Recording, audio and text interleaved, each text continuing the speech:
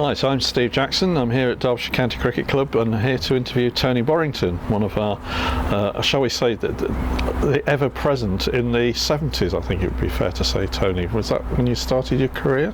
Yeah, I started my first game was in 1970 when I only played one game. I was actually at Loughborough University and there was an injury and I came in to play one Sunday League game on this ground here, Derbyshire against Sussex. It was the game that Alan Ward got 4 wickets in 4 balls, and I was batting 6, I think, so I didn't actually bat. And so I then finished off university, and then so my career didn't properly start till 1971. But we did come third in the league that year. Yes, a good year. Yes, yeah. Absolutely. And as I was preparing for the interview today, I was looking up, the sorts of things that you've been doing prior to your career. And you're actually very, very much involved in a lot of schoolboy cricket playing, weren't you? I think in playing for Derbyshire before your career here started. Yeah, took off. I actually. I'd played Derbyshire age groups all the way through. I'd scored a lot of runs in the local leagues. And I was lucky in that I was invited to a Young England get-together at the age of 15, where North of England played South. My captain at North of England was Chris Auld, who went on to play for England in Yorkshire. And then the year after that, when I was in the lower 6th at school, I made my debut for the full England under-18 side. I made my debut, I think it was against South Africa, but also making his debut on the same day was Bob Woolmer. Really? And we were roommates.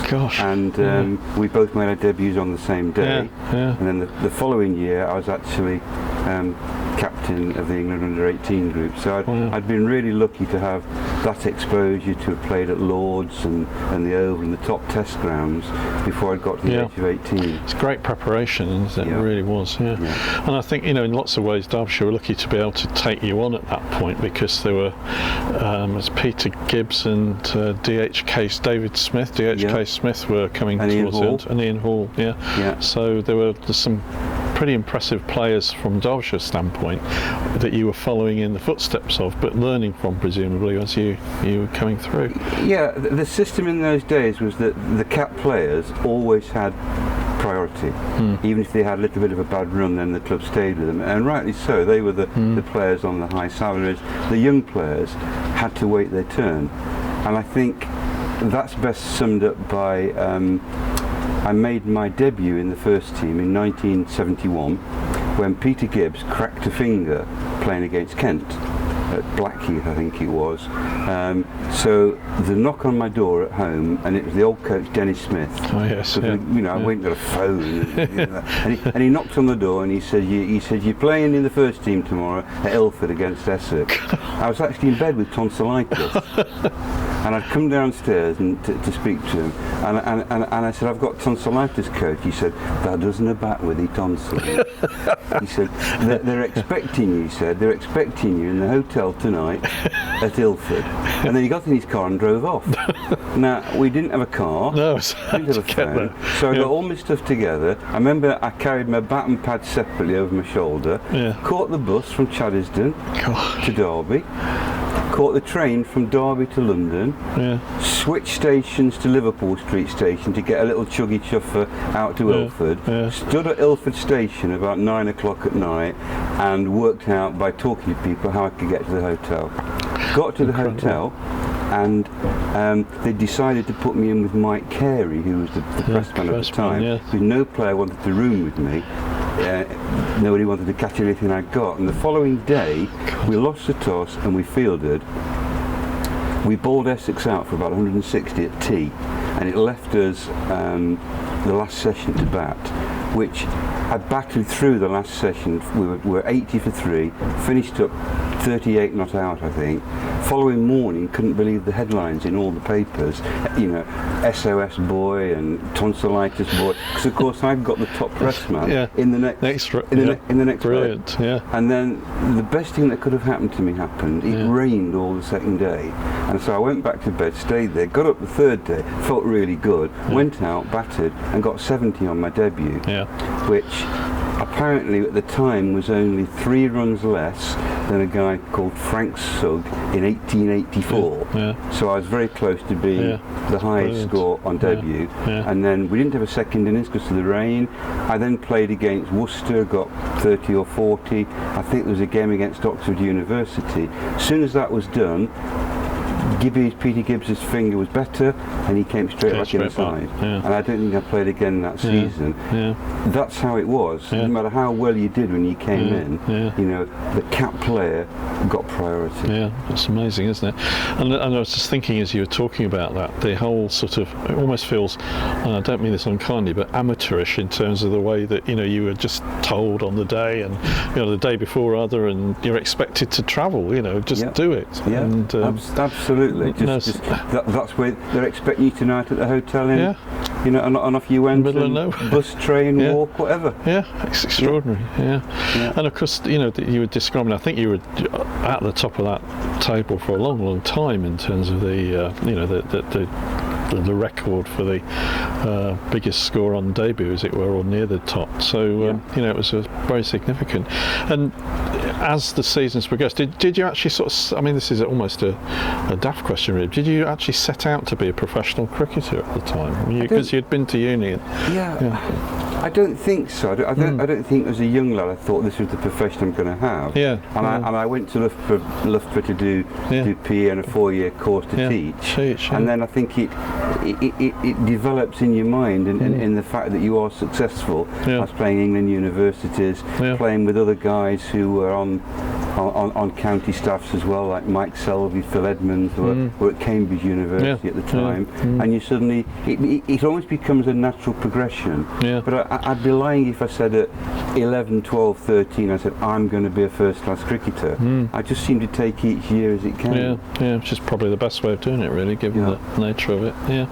So you finish uni, you're starting to on the ladder in terms of waiting your turn, as it sounds like.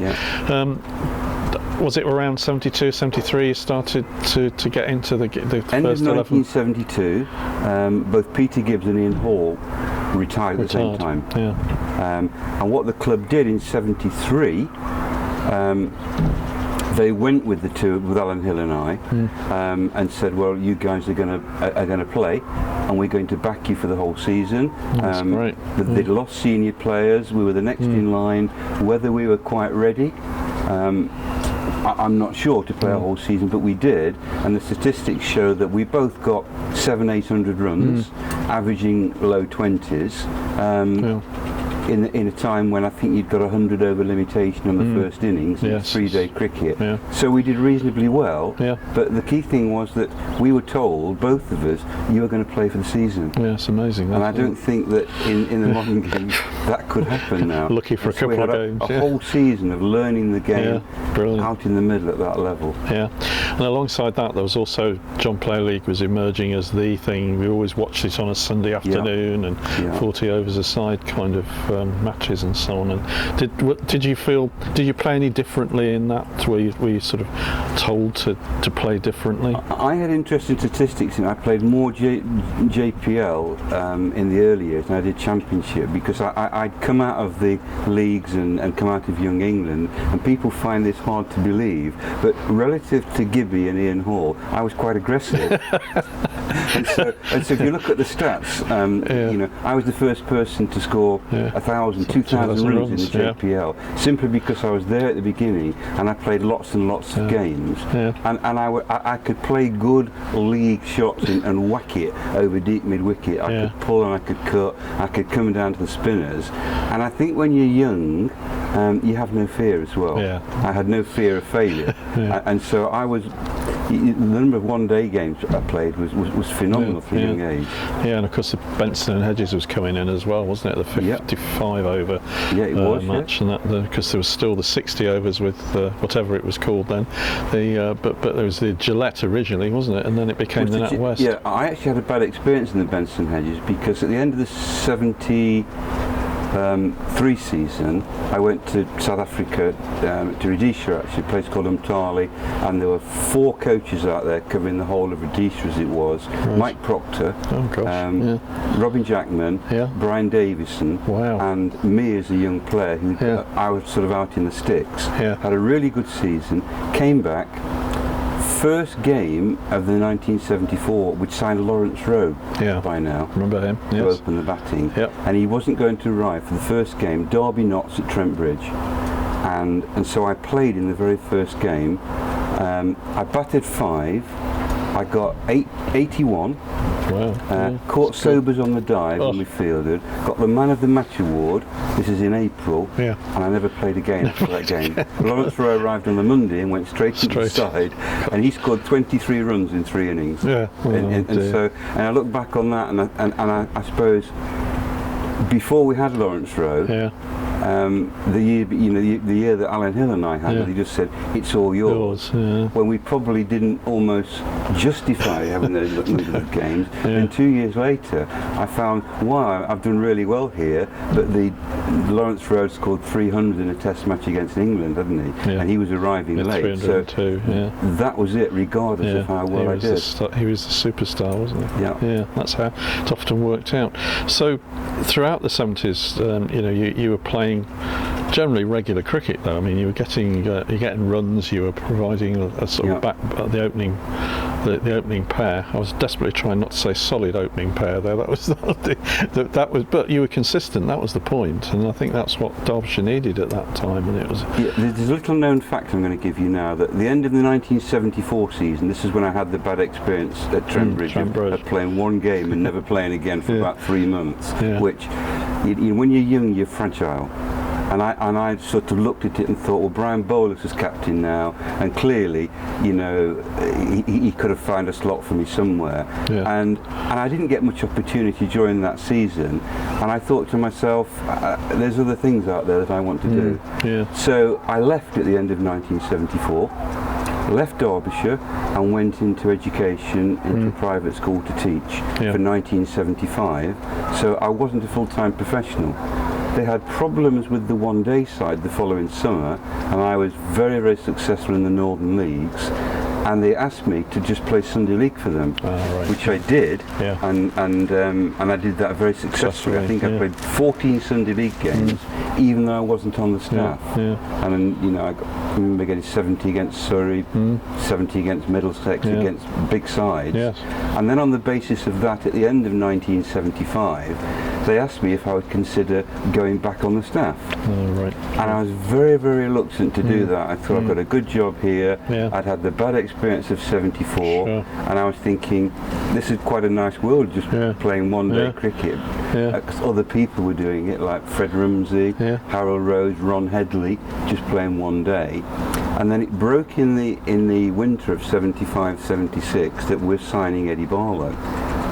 And I'd read about the guy, I'd heard about him, and it was just enough for me to think, hang on a minute, this club is changing in a big way.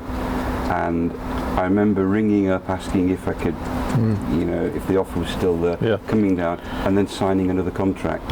So in fact, the only 2 new players to Derbyshire in 1976 were myself and Eddie Barlow. I was actually coming back. Yeah, that's great. It's interesting how Eddie Barlow was the tipping point for you in that sense, and we want to record a separate interview with you about Eddie Barlow, because he was such an inspirational captain and such a big influence. But obviously then that latter half of the 70s, he was certainly scoring runs very regularly in the 3-day format. And it's funny, I was trying to remember, I think I was there, it's Abbeydale Park, you made your highest score, 137, and got 61 in the second innings. Almost got 200 runs in the game. Well, we'll talk about it a little bit later, because there's a sequence within that we went straight from Abbeydale on the Friday to Trent Bridge on the Saturday. Which in itself makes its own story, which I will tell in a little bit more depth. Excellent, thank you for that. So, putting those to one side, there was still the Sunday leagues going on and the other one-dayers and so on. Was it difficult to adjust at all? Did you just take it's a game, I'll play whatever I think it was all we knew. But we had this ridiculous situation, where we played Saturday, Monday, Tuesday in the Championship, and a Sunday League game in between. And then the ECB, bless them, decided that you couldn't play the same team on the Sunday that you were playing on the Saturday, Monday, Tuesday. And so we had a crazy situation, one day when we were playing Lancashire at Blackpool, and we went down to Taunton to play Somerset on the Sunday. We stopped at stopped on the way, and we realised that whoever was playing Somerset was on their way up to Lancashire, crazy. and we sort of passed in the middle. Crazy. But the truth is, I look back and I can remember we'd played a one-day game on the Sunday, and I remember that I'd kept running down the wicket to John Embury. And then on the Monday we were back to the Championship game, and the lads said to me, I went out there and I was playing another off spinner. He's a left-arm spinner from Sussex, Chris Waller. There he's bowling hand grenades, and they said, you've switched from being really aggressive. And they said, well, why didn't you just carry on the Monday and do that? And so it did become it's mindset, really, isn't it? It is. But in a strange sort of way, I always felt there was less pressure in John Player League than there was in Championship. Interesting. Because in 40-over cricket, the game decides what you have to do. It tells you we need to score at 5 and over now, you need to score at 6 and over. Over the long, drawn-out game, you're making a lot more decisions yourself. Shall I kick on now? Is this now the time to pull back? And so I find going into one-day cricket, I find it refreshing and exciting and enjoyable. That's fascinating, Tony. Just couple of last questions. Thinking about you're an opening bat, so you must have faced some pretty formidable opening bowlers. Were there any that sort of you thought, oh my God, it's such and such, I've got to think about how I'm going to play him? Or all of them. Because you have to look back and remember this, that much of my career we played without helmets. Yes. We played without thigh pads on both legs. We played without arm guards. We didn't have the best quality gloves. And you're talking about county cricket in the 70s was an international league. All the best players in the world played here. There's no IPL. There's no other way to earn a living. So you great West Indians, Holding, Marshall, Garner, Roberts, Sylvester Clark, Van Benholder, Hartley Lane, they're all playing in county cricket, as are the South Africans, Mike Proctor, Clive Rice, Vincent van der Bijl, New Zealanders, Richard Hadley, the Pakistanis and Indians, Safraz, Imran Khan. Every county had got one of these bowlers. Now people will say to me now, well, you played all those years, were you ever frightened? Well, and I'd look back and say, I can't remember a moment when you weren't feeling fear against those people. Because if you imagine it today, saying to a top player, well, go out and bat without your helmet. Health and safety. Would you get it? Well, that's silly, isn't it? But it was all we knew. It was all we knew. One last question about all you knew. But I mean, is there one particular innings that gave you the most satisfaction playing against somebody who was like the ones you're describing? Any particular standout innings? I suppose, I look back and there were very few one-day hundreds. And I got a one-day 100 down at Taunton against Somerset. I think that was in 1977. And they had a good side. Unfortunately, there was a guy batting 3 for them that scored 100 a little bit quicker than me than I did, and they won with 2 balls to spare, I think. But we got sort of 240, which was a huge score. I only know that they didn't do sort of balls received in those days, but I know I got 100 in round about 100 minutes, which in those days we measured it in minutes. And IVA Vivian Richards came in and got 100 in about 70 minutes and spoilt my whole day. Ruined your day. But I still looked back and you think to yourself, because I think I was only the second person to score a one-day 100. It didn't happen. 160, 170, won a game. Indeed. And so I look back and I think, that was good. Smashing. Thank you, Tony. That's great.